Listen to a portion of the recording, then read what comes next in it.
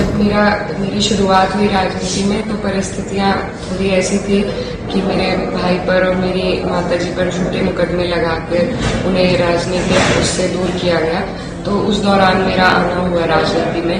मेरे पिताजी, मैं बहुत छोटी थी जब उनका देहांत हो गया, लेकिन उन्होंने हमेशा उन्होंने भी आगे बढ़ाया, लेकिन ज़्यादा बड़ा योगदान इसमें मेरी माताजी का रहा है।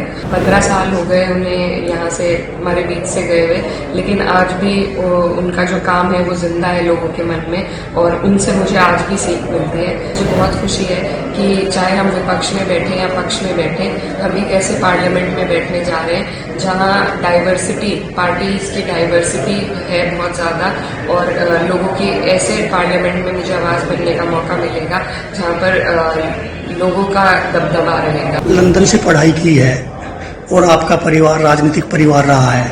आपके पिता मनोहर हसन जी चारों सदन देखे हैं, तो आपका पढ़ने लिखने का टाइम था, अब आप राजनीति में आए हो, तो आपका उद्देश्य क्या है? और आगे चल के जैसे आपने परचम लहराया है, अपना बीजेपी को कैंडिडेट को हराया है। जी, जब मेरी शुरुआत हुई राजनीति में तो परिस्थितियां थोड़ी ऐसी थी कि मेरे भाई पर और मेरी माताजी पर झूठे मुकदमे लगाकर उन्हें राजनीतिक उससे दूर किया गया। तो उस दौरान मेरा आना हुआ राजनीति में।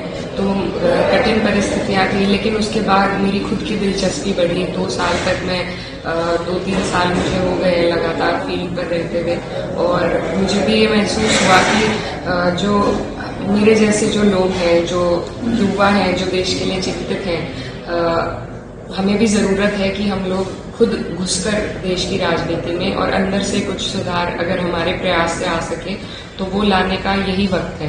तो मुझे मौका मिला, मेरा क्योंकि परिवार राजनीतिक रहा है तो उनके बदौलत मुझे ये प्लेटफॉर्म जरूर मिला है, लेकिन मैंने संघर्ष भी किया है, और मेरी यही कोशिश है कि इस प्लेटफॉर्म को जो मुझे मिला है इसका मैं सही इस्तेमाल करके अपने लोगों के लिए, अपने क्षेत्र के लिए कुछ अच्छा कर सकूं। आपने लंदन से पढ़ाई की है और लॉ भी की है, तो इसमें आपको पढ़ाई में कैसे आपके परिवार ने, जैसे मुस्लिम समाज में पढ़ाई के लिए उत्साहित नहीं करते, फिर भी आप लंदन से पढ़ी हैं, तो आपके पिता का सहयोग रहा या आपकी माताजी का?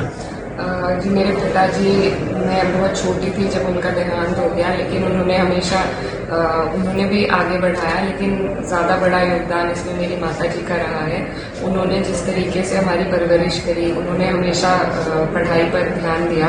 बचपन से ही उन्होंने हमें पढ़ाई की ओर अग्रसर रखा और आगे भी बहुत प्रोत्साहन दिया। अब तक भी वो चाहती हैं कि मैं अपनी PhD, जो कि मेरा बहुत मन था करने का, कि मैं उसे पूरा करूं। अब भी वो यही कहती हैं कि जब भी वक्त मिले तो अपना ये सपना भी पूरा करना। तो मेरी माताजी का इसमें बहुत बड़ा योगदान है, हाथ है, और अब वक्त बदल रहा है, और हर समाज और गरीब व्यक्ति चाहता है कि उनकी औलाद पढ़े, आगे बढ़े, और मुझे लगता है पढ़ाई एक ऐसा रास्ता है जो हमारी सारी बेड़ियां तोड़ सकता है और हमें आगे बढ़ने के लिए एक सही राह दिखा सकता है। लेकिन कमियां अभी हमारे जो इंफ्रास्ट्रक्चर है पढ़ाई के, चाहे कॉलेजेस हो, स्कूल्स हो, उनमें उतने इंफ्रास्ट्रक्चर, खासकर ग्रामीण क्षेत्र में हमारी जो लोकसभा है उसमें बड़ा हिस्सा ग्रामीण क्षेत्र है, तो यहाँ पर मजबूरी के तहत लोग नहीं पढ़ा पाते अपने बच्चों को। संसाधनों की कमी है और स्कूल कॉलेजों की कमी है इस वजह से। लेकिन मुझे लगता है मंशा हर माँ बाप की होती है कि उनका बच्चा पढ़े, उसके लिए हम लोगों को कोशिश करनी है कि उन तक वो संसाधन पहुँच सके ताकि वो अपने बच्चों को आगे बढ़ा सकें। आपने राजनीतिक गुर अपनी माताजी से या पिताजी से या भाई से किससे सीखे हैं? क्योंकि आपने इस चुनाव में और पहले भी अपने भाई के चुनाव में सब विपक्षियों को धूल चटाई है। देखिए, मेरी राजनीतिक जो भी सूझबूझ और सीख है वो मेरे पिताजी से आती है। उन्हीं को मैं अपना आइडियल मानती हूँ राजनीति में, और उन्हीं के पद चिन्हों पर चलने का मेरा प्रयास रहता है। मैंने उनके साथ वक्त कम बिताया है अपने जीवन में, लेकिन आज भी जब मैं रोज निकलती हूँ तो मुझे उनकी मेहनत और जिस लगन से उन्होंने लोगों के लिए काम किया, तो मुझे लोगों के बीच में पहुंचकर उन्हीं किस्सों को सुनने को मिलता है और उससे बहुत सीख मिलती है। तो 15 साल हो गए उन्हें यहाँ से हमारे बीच से गए हुए, लेकिन आज भी उनका जो काम है वो जिंदा है लोगों के मन में और उनसे मुझे आज भी सीख मिलती है।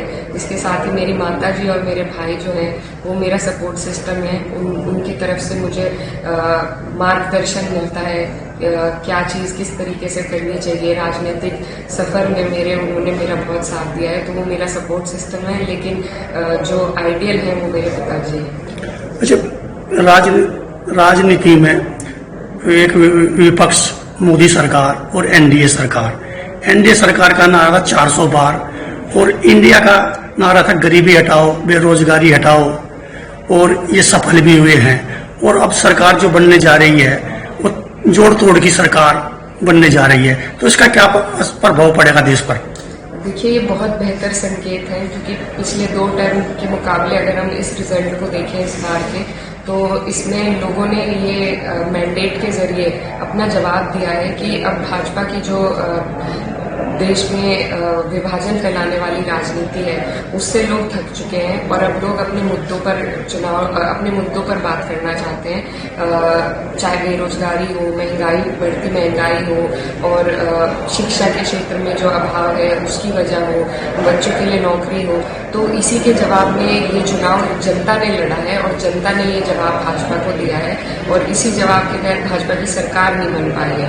तो ये जो जोड़ तोड़ की सरकार है, मुझे उम्मीद है कि पिछले 2 टर्म के मुकाबले ये हमारे देश में लोकतंत्र को वापस लाएगी, लोकतंत्र को मजबूत करने का काम करेगी और जो दबाव रहेगा पार्लियामेंट, जिसकी भी सरकार बनती है, एक दबाव जनता का रहेगा, जो कि बहुत बेहतर संकेत है लोकतंत्र के लिए।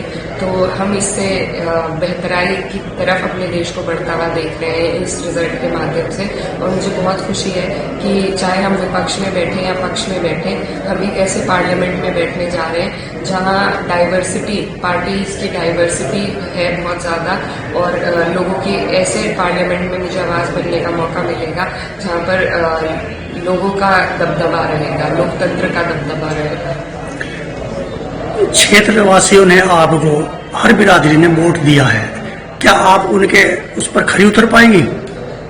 जी बिल्कुल, मैं सौभाग्यशाली हूँ और दिल से मैं सभी का धन्यवाद देती हूँ। जिस तरीके से सर्व समाज ने मुझे अपनी बेटी मानकर यहाँ से जिताने का काम किया, तो ये आभार है मेरे दिल में और इसका बदल मैं उन्हें पूर्ण रूप से समर्पित होकर उनकी सेवा करके ही देना चाहूँगी और मैं कोशिश करूँगी कि जो अपेक्षाएं हैं हमारे लोगों की मुझसे, उन्हें मैं पूरा कर सकूँ। तो आप क्या संदेश देना चाहते हैं क्षेत्रवासियों को, सभी मतलब लोगों को?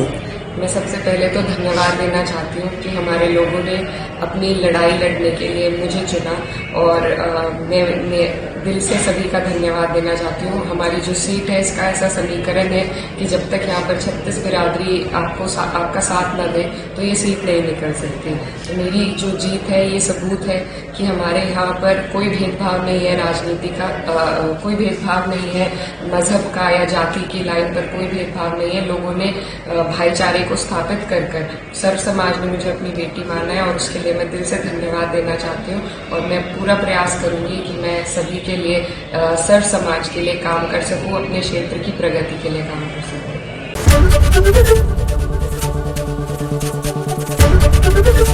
एबीपी गंगा, खबर आपकी, जुबान आपकी।